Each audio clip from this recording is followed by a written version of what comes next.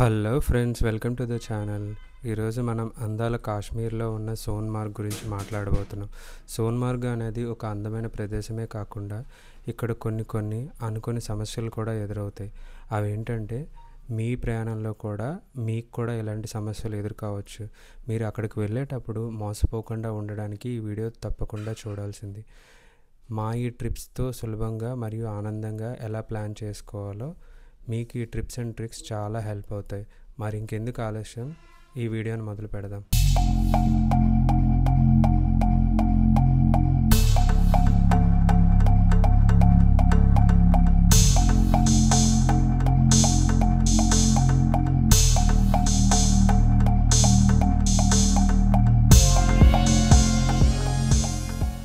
మీరు అక్కడికి వెళ్ళేటప్పుడు మోసపోవడానికి చాలా ఛాన్సెస్ ఉంటాయి. ఎందుకంటే మేము కూడా కొన్ని దగ్గర మోసపోవాల్సింది. బట్ కొన్ని వీడియోస్ చూడడం వల్ల మాకు కూడా కొంత ఇన్ఫర్మేషన్ తెలిసింది. అలానే మా ఈ ట్రిప్లో మాకు కూడా కొన్ని విషయాలు తెలిసి ఆ విషయాలు కూడా మీతో షేర్ చేసుకోవాలనుకుంటున్నాం.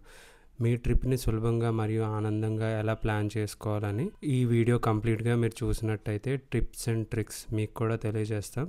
మరి ఇంకెందుకు ఆలస్యం, మా ఈ ప్రయాణంలో మీరు కూడా యాడ్ అవ్వండి. మార్నింగ్ 10 o'clockకి మేము శ్రీనగర్ నుంచి మా హోటల్ నుంచి స్టార్ట్ అయ్యామండి సోన్మార్గ్కి. మా ఫస్ట్ స్పాట్ వచ్చి ఫోటో స్పాట్.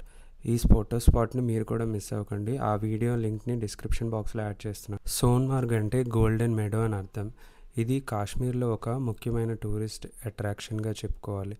పర్వతాలు మరియు మంచు ల్యాండ్స్కేప్లతో చాలా అద్భుతంగా ఉంది. ఈ సోన్మార్గ్కి వెళ్ళే దారిలో మనం సింధు నదిని కూడా చూడొచ్చు. ఇది ట్రక్కింగ్ మరియు గ్లేషియర్ యాత్రలకు పర్ఫెక్ట్ స్పాట్ అని చెప్పుకోవాలి.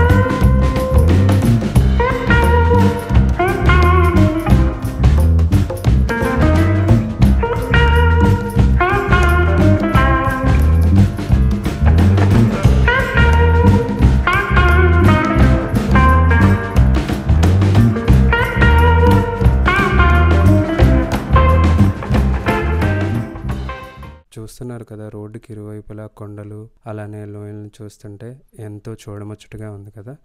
అలానే ఈ ఏరియాలో మనం మోసపోవడానికి చాలా ఎక్కువ ఛాన్సెస్ ఉంటాయండి. ఎందుకనంటే మనం వచ్చే క్యాబ్ కొంతవరకే వెళ్తుంది. అక్కడ నుంచి 4x4 వెహికల్స్లో వెళ్ళాలి. అదే ఈ వెహికల్స్ టైర్స్కి చైన్స్ కట్టి తీసుకెళ్తారు. ఎందుకంటే స్కిడ్ అవ్వడానికి ఈ ఏరియాలో ఛాన్సెస్ ఎక్కువ ఉంటాయి. ఈ వెహికల్స్లోనే వెళ్ళాలి. మన ఓన్ వెహికల్స్తో వెళ్ళడం రిస్కీ అండ్ నాట్ అలౌడ్ అని చెప్పుకోవాలి. మా ఈ ట్రిప్ ముందే కాశ్మీర్ ప్రాంతంలో చాలా మంచు వర్షం కురిసింది అండి. అందుకనే మేము సేఫ్టీ కోసం మా స్టే అంతా శ్రీనగర్లో అరేంజ్ చేసుకున్నాం. బట్ మీరు ఈ ఏరియాలో ఉండాలనుకున్నట్టయితే ముందుగా ప్రీ బుక్ చేసుకోవడం చాలా మంచిది. అండ్ మీరు కూడా మాలాగే శ్రీనగర్ నుంచి ట్రావెల్ చేసినట్టయితే ఎర్లీగా స్టార్ట్ అయినట్టయితే మీరు ఎక్కువ టైం ఇక్కడ స్పెండ్ చేయొచ్చు. గైడ్స్ మరియు హౌస్ స్టే ఎంపిక అదేనండి. ఫోటోగ్రాఫర్స్ ఇక్కడ చాలానే ఉంటారు అండ్ గైడ్స్ కూడా చాలామందే ఉంటారు. బట్ ప్రతి ఒక్కరు ముందుగా చాలా హై నుంచి స్టార్ట్ అవుతారు. బార్గెనింగ్ అనేది చాలా ఇంపార్టెంట్. మీకు ఆల్రెడీ వాళ్ళ వర్క్ని చూసి మీరు గెస్ చేయొచ్చు ఎంతైతే వాళ్ళ వర్క్ మనం పెట్టొచ్చో దాని ప్రకారం మీరు బార్గెన్ చేసుకోవడం చాలా మంచిది. లేదంటే అన్నెసరీగా ఎక్స్ట్రా పే చేయాల్సి వస్తుంది. అలానే మీ హౌస్ స్టే గురించి మీరు ముందే ప్రీ బుక్ చేసుకోవడం చాలా మంచిది. ఇక్కడ హార్స్ రైడ్ ఛార్జెస్ కూడా ఉంటాయి. అదేనండి గుర్రపు స్వారీ. దీన్ని ఆప్ట్ చేసుకోవచ్చు. లేదా ఇక్కడ మంచులో తిరిగే వెహికల్స్ కూడా ఉంటాయి, ఏటీవీ వెహికల్స్. ఆ వెహికల్స్ని కూడా మీరు యూజ్ చేసుకోవచ్చు. ఈ వెహికల్స్ అవని లేదా హార్స్ రైడ్ అవనండి 800 నుంచి 1500 వరకు పర్ పర్సన్ ఇవ్వచ్చు. అంతకన్నా ఎక్కువ అయితే ఖచ్చితంగా స్పెండ్ చేయొద్దు. ఎందుకంటే వాళ్ళు స్టార్ట్ చేయడమే 6000 ఆర్ 4000 పర్ పర్సన్ అని స్టార్ట్ చేస్తారు. అండ్ మా వరకు వచ్చేసరికి మాకు కూడా 8000 ఫర్ 2 పీపుల్ అని బార్గెన్ చేశారు. ఫైనల్లీ 3000 మేము ఇచ్చామండి. అది కూడా ఇంక్లూడింగ్ 4x4 వెహికల్ అలానే స్నో బైక్ రైడ్ 2 and froని ఇంక్లూడ్ చేసుకొని. ఇక్కడ చాలా అడ్వెంచర్ యాక్టివిటీస్ కూడా ఉంటాయి. డిపెండ్స్ ఆన్ మీకు ఏది ఇంట్రెస్ట్ అయితే ఆ ప్యాకేజ్ని తీసుకోవడం మంచిది. బట్ వన్స్ ఎక్స్పీరియన్స్ చేయాల్సిందైతే ఈ స్నో బైకింగ్. ఎందుకంటే ఆ హిల్ ఏరియాలో వాళ్ళు డ్రైవ్ చేసేటప్పుడు చాలా థ్రిల్లింగ్గా ఉంటుంది. ఫర్దర్ వీడియోలో మీరు కూడా ఆ డీటెయిల్స్ని చూడబోతున్నారు. డెఫినెట్గా మీకు కూడా నచ్చుతుంది. అండ్ వన్ ఇంపార్టెంట్ థింగ్ ఏంటంటే ఈ డ్రైవ్లో కొన్ని స్పాట్స్లో ఫోటో స్పాట్స్ కూడా ఉంటాయి. ఖచ్చితంగా మీ డ్రైవర్ని రిక్వెస్ట్ చేసి ఆ ఏరియాలో ఫొటోస్ తీసుకోవడం మాత్రం మిస్ అవ్వద్దు. ఎందుకంటే చూస్తున్నారు కదా, చుట్టూ కొండలు మధ్యలో మనం చూడడానికి వినడానికి ఎంతో బాగుంది కదా. ఈ క్లైమేట్లో మనం వాటర్ తాగాల్సిన అవసరం ఉండకపోవచ్చు. బట్ డెఫినెట్గా వాటర్ తాగడం చాలా మంచిది. అలానే మీ లంచ్ని లేదా బ్రేక్ఫాస్ట్ని మీరు ముందే ప్రీ ప్లాన్ చేసుకోవాలి. లేదా మీతో క్విక్ స్నాక్స్ని క్యారీ చేయడం చాలా మంచిది. ఎందుకంటే మధ్యలో మేము కూడా లంచ్కి ప్రాపర్ ప్లేసెస్ లేక చాలా సఫర్ అయ్యాం. మా లంచ్ కూడా డిలే అయింది దీనివల్ల. ఎందుకంటే లంచ్ అంటే మనకు రెగ్యులర్ మెనూ రైస్ కనబడాలి. ఇక్కడైతే ప్రతి స్పాట్లోనూ ఓన్లీ హాట్ మ్యాగీ లేదా ఆలూ పరాటా అని కనిపిస్తుంది. అవి కూడా లిమిటెడ్ ఆప్షన్స్. అది కూడా మీరు మీ జర్నీ స్టార్ట్ అవ్వకముందే లంచ్ ఎర్లీగా చేయడం చాలా బెటర్. అండ్ మనం వెళ్తున్నది ఆల్రెడీ హిల్ ఏరియా. ఇక్కడ ఇంకా మంచు ఎక్కువ ఉంటుంది. ఖచ్చితంగా మీ వింటర్ వేర్ని ప్రాపర్గా సెటప్ చేసుకోవాలి. Including cap, gloves and boots కూడా. బూట్స్ అనేవి చాలా ఇంపార్టెంట్ అండి. ఎందుకంటే మనం వెళ్ళే ప్లేసెస్లో మంచు బాగా లోతుగా ఉంటుంది. ఖచ్చితంగా అక్కడ వాళ్ళు ఇచ్చే బూట్స్ని యూజ్ చేయడమే సజెస్టబుల్. మీరు యూజ్ చేసే బూట్స్ అయితే ఖచ్చితంగా వెట్ అవుతాయి అండ్ తర్వాత చాలా ప్రాబ్లమ్స్ వస్తాయి. ఎందుకనంటే కాశ్మీర్ ట్రిప్ మొత్తం మీ హ్యాండ్స్ అలానే ఫీట్ అలానే హెడ్ ఏరియాలో మంచు తక్కువ ఎక్స్పోజ్ అవ్వడానికి చూసుకోండి. మీరు ఈ 3 ఏరియాస్లో ఎప్పుడు వామ్గా ఉంచుకున్నట్టయితే మీ జర్నీ చాలా సేఫ్. అలానే -డిగ్రీ జాకెట్ ఒకటి తీసుకోవడం చాలా బెనిఫిషియల్. ఎందుకనంటే అందరికీ ఈ మంచులో అడ్జస్ట్ అవ్వలేరు. వీక్ బాడీస్ అయితే డెఫినెట్గా తట్టుకోలేరు. సో ఖచ్చితంగా -డిగ్రీ జాకెట్ అయితే కంపల్సరీ. అలానే 3 to 5 లేయర్స్ ధరించడం చాలా ఉత్తమం అండి.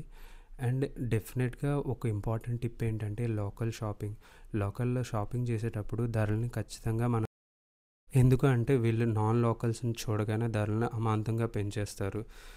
ఇప్పుడే మీ బార్గెనింగ్ స్కిల్స్ బాగా యూటిలైజ్ చేయాలి. ఎందుకనంటే ఒక ఎగ్జాంపుల్ 200 రూపీస్ వస్తువుని నేను 40 రూపీస్కి కాశ్మీర్లో ప్రతి ఏరియాలో త్వరగా చీకటి పడుతుంది. అదేనండి 5 or 5:30కి మ్యాక్స్ క్లోజ్ అని చెప్పుకోవాలి, ఎందుకంటే లైటింగ్ ఉండదు, ఏమి ఉండదు.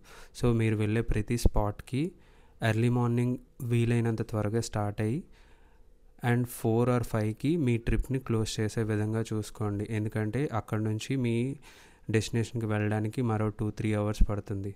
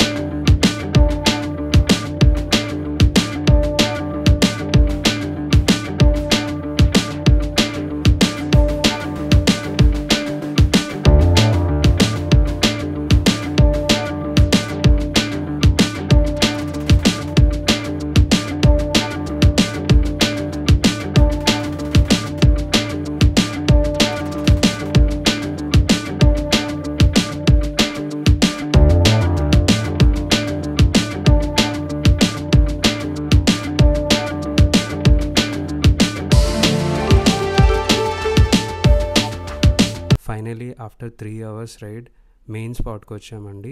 ఈ ఏరియాలో స్నో చాలా బాగుంటుంది అండ్ ఇక్కడ చాలా యాక్టివిటీస్ ఉంటాయి. ఆ స్నోని చూడగానే మేము కూడా చిన్నపిల్లల్లా చాలా ఎంజాయ్ చేసాం. చూస్తున్నారు కదా మా అల్లర్లు. అండ్ ఫైనల్లీ ఈ ఏరియా నుంచే మనకి స్నో బైక్స్ కూడా స్టార్ట్ అవుతాయి. ఆ బైక్ రైడ్ని కూడా మీరు ఇప్పుడు వాచ్ చేయబోతున్నారు ఈ వీడియోలో. ఇన్ కేస్ మీరు లంచ్ చేయనట్టయితే ఇక్కడ హాట్ మ్యాగీని తిని మీ రైడ్ని స్టార్ట్ చేసుకోండి. ఎందుకనంటే కొంచెం ముందుకు వెళ్ళాక అక్కడ ఏం ఆప్షన్స్ దొరకవు. అట్లీస్ట్ ఒక 1 hour 1.5 hour పడుతుంది ఈ ఏరియా నుంచి ఆ మెయిన్ స్పాట్కి వెళ్ళి అక్కడ నుంచి బ్యాక్ రావడానికి. ఎందుకనంటే చాలా జనాలు ఉంటారు. మీ రైడ్ వచ్చేటప్పటికి ఆర్ మీ టర్న్ వచ్చేటప్పటికి చాలా టైం పడుతుంది. చూస్తున్నారు కదా, ఆ బైక్లో రైడ్ చేస్తూ గోప్రోలో నేను ఈ వీడియోని షూట్ చేశాను. మీరు కూడా చూడొచ్చు. ఇట్స్ ఏ యూనిక్ ఎక్స్పీరియన్స్ అని చెప్పుకోవాలి. ఇప్పుడు మనం వెళ్ళబోయే ఏరియాలో ఐస్ స్లెడ్జింగ్, స్కేటింగ్ అలానే డిఫరెంట్ యాక్టివిటీస్ ఉంటాయి. ఖచ్చితంగా అక్కడ వాళ్ళు మిమ్మల్ని టెంప్ట్ చేస్తారు. బట్ డెఫినెట్గా వాళ్ళు చెప్పడమే హై ప్రైస్తో స్టార్ట్ చేస్తారు. అగైన్ బార్గెన్ చేసినట్టయితే బెటర్, లేదంటే అన్నెసరీగా స్పెండ్ చేయాల్సి వస్తుంది. అండ్ వాళ్ళు అడిగే ప్రైస్కి మీరు 50% ఆర్ లైక్ 30% వరకు నుంచే స్టార్ట్. మాకు ఈ ప్యాకేజ్ని 8,000 చెప్పారు. ఫైనల్లీ 3,000కి బార్గెన్ చేస్తే ఓకే అయ్యారు. సో మీరు కూడా ఆలోచించుకోండి ఎలా స్టార్ట్ చేయాలో మీ బార్గెనింగ్ అని.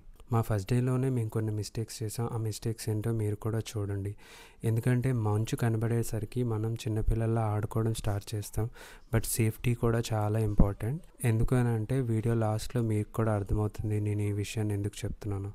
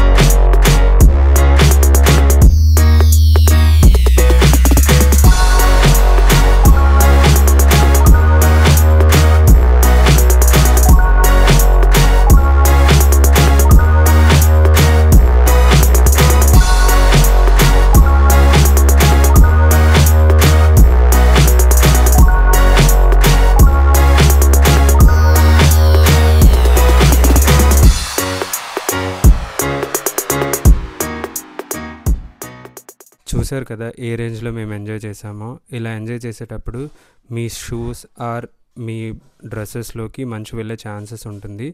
అప్పుడు చాలా ఇబ్బంది పడాల్సి వస్తుంది. చూస్తున్నారు కదా నా పరిస్థితి ఏంటో. మా డే 1 ఇలా ఎండ్ అయింది. మీకు ఈ వీడియో నచ్చినట్టయితే ఒక లైక్ చేయండి. మీ అభిప్రాయాన్ని కామెంట్లో మెన్షన్ చేయండి. మీ ఫ్రెండ్స్ అండ్ ఫ్యామిలీ మెంబర్స్తో ఈ వీడియో షేర్ చేయడం మర్చిపోవద్దు. ఇలాంటి మరికొన్ని వీడియోస్ కోసం మన ఛానల్ని సబ్స్క్రైబ్ చేసుకోండి.